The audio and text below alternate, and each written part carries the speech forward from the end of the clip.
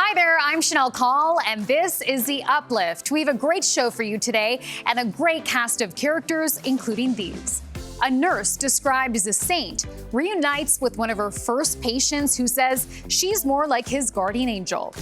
The group that was able to put a name to a Revolutionary War John Doe hundreds of years after he died in battle.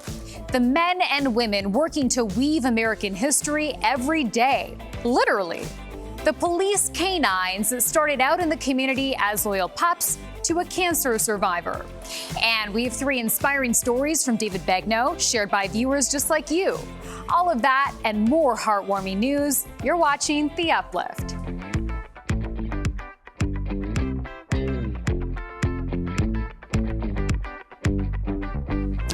Welcome to The Uplift, the show that's here to lift you up for at least the next 30 minutes. We begin with a special send-off for a retiring nurse who is more than a healthcare worker. She's also a guardian angel. Here's Steve Hartman.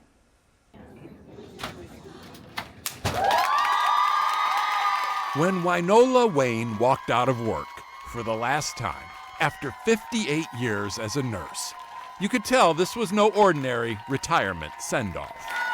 This was the canonization of a saint who went way above and beyond for her patients, as you will soon see for yourself after this reunion with one of her very first patients. Back in 1965, Marco Haupt, who was then just 15 months old, right here, was visiting his grandma's house when a Christmas tree caught fire. Wow. Marco had third-degree burns over 85% of his body. On the way to the hospital, I died twice. They didn't expect me to make it. When the fire department found me, a toy was melted in my left hand. Marco was brought here to what is now Nationwide Children's Hospital in Columbus, Ohio, where a brand new nurse, still in training, was working in the burn unit. Good morning, good morning. And there was such a feeling of connection with him. And even though those burns were extensive, I said, you're going to survive, because I could see it in his eyes. My parents used to tell me about this nurse. In the morning, she was there. In the evening, she was there. At night, she was there. So your parents credited this nurse with saving your life? Yep, absolutely. Marco has come to believe the same. If it wasn't for her then, I wouldn't be here today. Where he is today is married 12 years to his wife Tiffany. They have 2 children, and Marco has a good job as a school administrator and coach. Okay. None of which surprises Wynola, who was so impressed by the will of that little boy, she named her own son after him. Cheers. Likewise, Marco was so impressed with Wynola's compassion, he named her his divine protector. That was my guardian angel.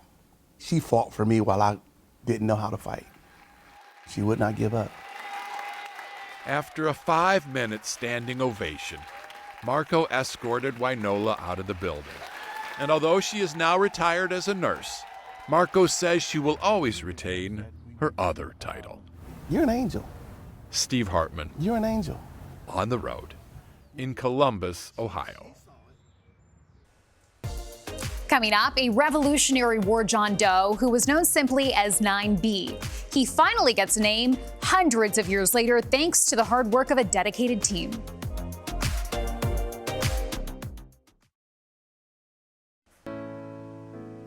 The Revolutionary War came at a high cost. Thousands of Americans died in combat. Some have never been identified until now. Here's Bradley Blackburn. The pine forests of Camden, South Carolina have hidden a secret as old as America itself. These woods were once a battlefield where the Continental Army suffered a terrible defeat. Yeah, it was really brutal. Of course, all parties present fought very obstinately. Was this a big setback for the Americans? It was a disaster.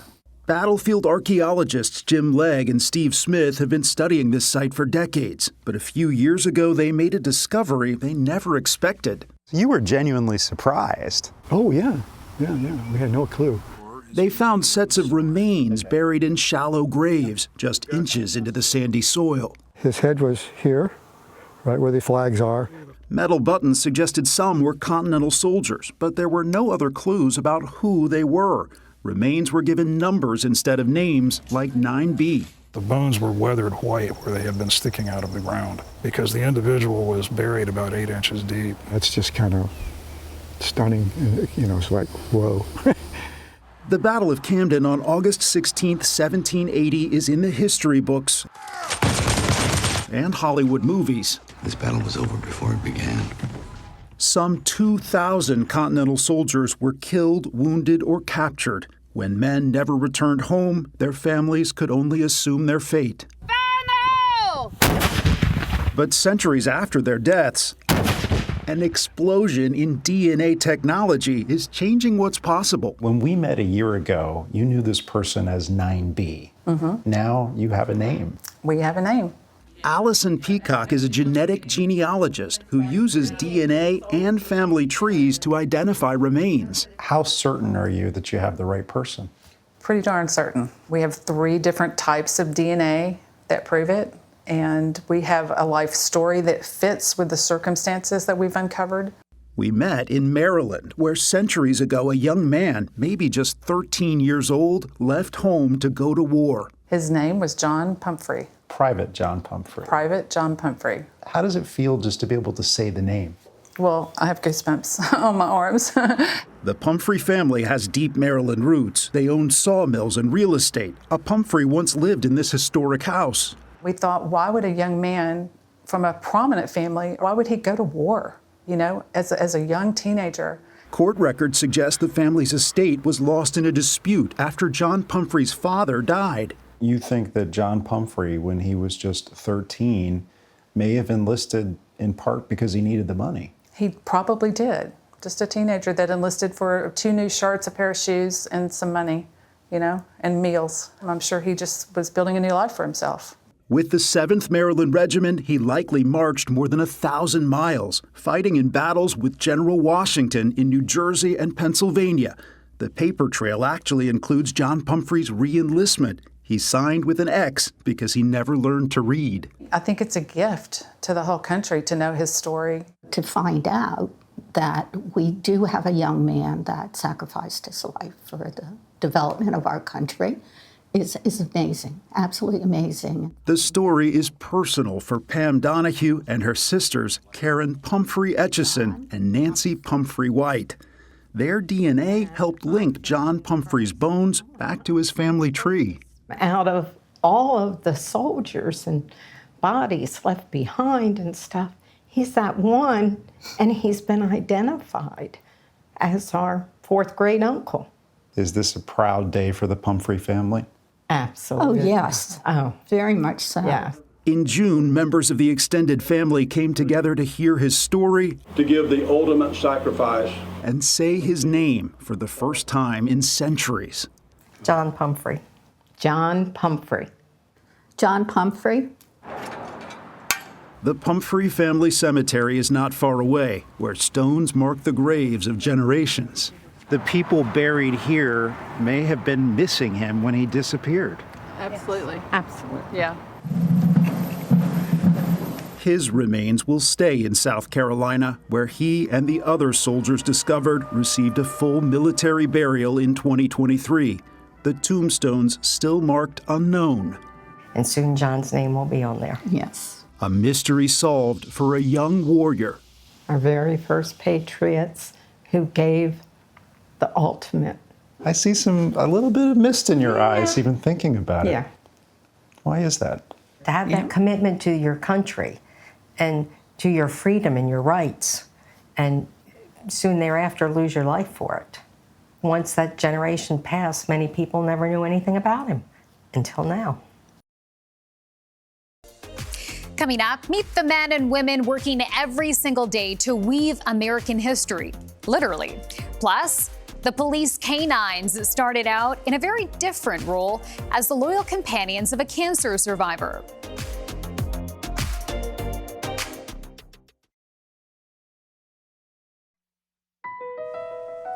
We now want to take you to South Boston. No, not that one. This one's in Virginia, and it's also home to one of the most American industries there is. Here's Eureka Duncan. This factory in South Boston, Virginia, is always covered in red, white, and blue. This year is especially busy. Booming right now. Annan has been making flags since 1847. They employ 500 people at 5 U.S. plants, making flags in every shape and size by the millions. Dolores Plenty can sew a 60-foot flag in 20 minutes. To me, it means freedom and peace. She's part of a long line of flag makers here, taking pride in their work, the company woven deeply into American history. Its flag draped President Lincoln's casket, was raised by U.S. Marines at Iwo Jima, even rocketed to the moon. You can see the stars and stripes. First by Apollo 11 and the recent Artemis flyby. We are a footprint of American history. Bob Caggiano has been at Annan since the bicentennial in 1976. We also do state flags, international flags, custom flags. If they need it, we can make it. And it's not just the stars and stripes. The company produced thousands of American 250 flags. Donna Davis has put in overtime to meet demand. Well, it means a lot because personally it's, freedom. We're very fortunate. I think we got a lot to celebrate. Every flag she sees brings a sense of pride. You always think to yourself, did we make that? Did I make that? Did I put my hands on that? So it's pretty cool. Hey, Ma. Her daughter Amber is a co-worker. I love working here. I love making the flag. She says the most important thing here is to leave opinions out of it. It's kind of like Thanksgiving dinner. You leave politics, money, religion, all that at the door. Annan prides itself on using materials sourced in the USA. For Holden Stevens, the work is meaningful. I mean, freedom is a great opportunity to be able to make the flag that stands for the country. Crafting the country's colors, one flag at a time. Sharika Duncan, CBS News. The Hennepin County Sheriff's Office needed more canines to work alongside its deputies, but new dogs were just not in the budget. Then along came a local dog owner who knew just how well her dogs could serve. Here's Susan Elizabeth Littlefield with more. Go ahead. This is Will. And this is Iggy. At Hennepin County Sheriff's Office, deputies are equally respected and trained. Taking narcotics off the streets that would otherwise get in the hands of children. They're also trained in evidence search. They're utilized in tracking vulnerable children and people. And now they have 2 more. Oh yeah, you're still working, aren't you? Thanks to this longtime Hennepin County citizen. I live in Golden Valley. An animal lover. They're so really unquestioning in their bondage to you and their relationship with you. So when she heard from a deputy that a tight budget was squeezing the canine unit? And I said, well, what would that cost? And he told me, I said, well, I think I can make that happen. And he's just like, oh, wow, She's donated 3 total, a $50,000 investment. Will and Iggy are her latest gifts. Their officers are undercover, but they couldn't hide their praise. She's come down to our office when I know she's not feeling well, and she comes down there to see how we're doing and check on the dogs, and she really cares. Lisa's a 3-time cancer warrior and a domestic violence survivor too. And they helped you when you were going through. Now she's helping them. And Iggy will stop at nothing. You too, Iggy. Oh, God. Sorry. His resume, meth, fentanyl, cocaine, and multiple guns. And he made the 2025 Bust of the Year. So when you hear about these dogs doing this work and protecting the community, how does it land? If having dealt with cancer and such, if I can make people laugh during the day or smile, or if I can educate them, provide a service, I feel good about that day. And the dogs definitely make me feel good about that. You're a survivor and a helper. I am. She's just a special person. With photojournalist Drew Shingen, Susan Elizabeth Littlefield, WCCO News. Coming up, Dear David. Our David Begnaud shares some more stories sent to him by viewers just like you. This week, a family on a mission to create accessible vacations and an artist who doesn't use his hands to paint, he uses his hat. Our David David Begnaud now has three inspiring stories sent to him by viewers just like you. We begin with Emily Kavanagh, a songwriter whose lyrics exist only to help others. Here's David. This music comes from the heart of Emily Kavanagh. She's the founder of A Song for You Foundation. Born during the pandemic, the organization brings together artists to write and perform custom songs for people dealing with their toughest times. I started to think about, well, what can a singer do in a time like this? So I started cold calling hospices and hospitals and just saying, does anybody need a song?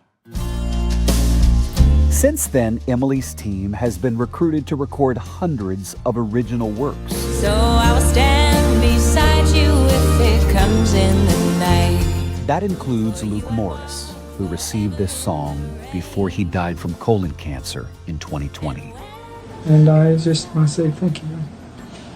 For us there is only you. Only you. And that's Diane Brown, an Alzheimer's patient who died last year, listening to a song commissioned by her daughter. Beautiful, beautiful. The project has featured Grammy-winning talent like Sarah McLachlan, songwriter Jesse Harris, and producer Leo Sidran. What I mean is, it's alright, it's alright, it's alright. Recently, Emily wrote a song to honor her mother, Rose, who is battling leukemia. This work has brought so many amazing people to my life that I never otherwise would have had the chance to meet, but it's also deepened my love for the people that instilled my desire to help in the first place. And in 2023, what began as a hobby transformed into an official nonprofit organization that continues to grow. I think that our hope is just that we can bring a little bit of light to someone in such a dark time, but also that we can find a way to tell their story and to capture some of that joy and some of the amazing adventures that they've lived. I recently received a print of a painted horse in the mail with a letter that read, "I'm not someone who sits around feeling sorry for himself. My motto is, I will while I can, and every painting is proof of that." It came from a man with an unconventional art studio, a room in a nursing home near Buffalo, New York. Every day for years, he's been putting brushes to paper, not by hand, but by hat. Gives me a purpose. 66-year-old Alan Deacon has primary progressive multiple sclerosis. You're a painting machine. His wife of nearly 4 decades, Carla, told us it paralyzed him. It's been progressive and, slowly he got to where he is at now. When Alan moved in, his son Alex helped him build the hat so that he could pass the time painting. He even set him up to do some live streaming and TikTok videos. And gradually, people started buying his work. And I could donate to my horse rescue. Well, that explains the horse I got. My wife loves horses.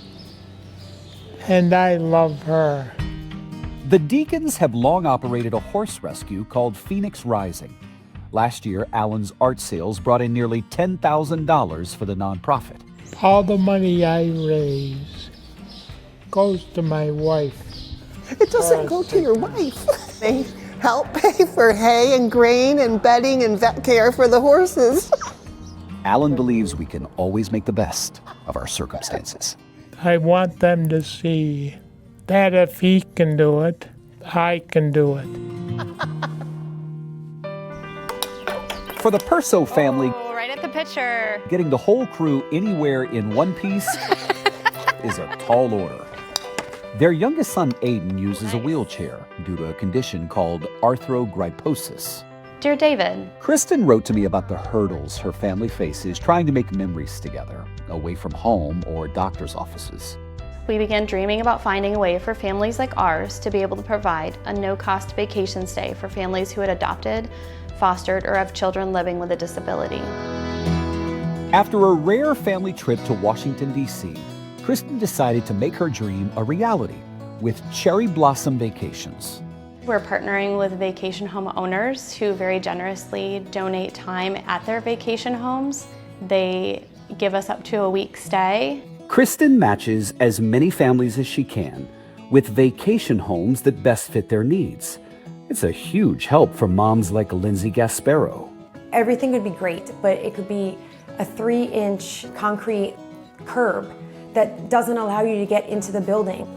Kristen matched the Gasparos with a free stay in Virginia back in 2023. They just had to get themselves there.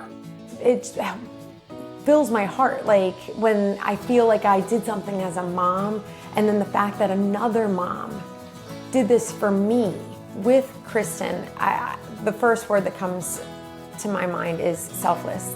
The nonprofit has gifted to more than 30 families so far and is now fundraising to buy its own wheelchair-accessible home. I would love to be able to reach 50 vacation homes by the time I'm 50. So I have a few years. Thankfully, I'm not quite there yet, but I just think it would be really great. Helping more families remember what really matters. That's our show. I hope this news brightened your day and lifted you up.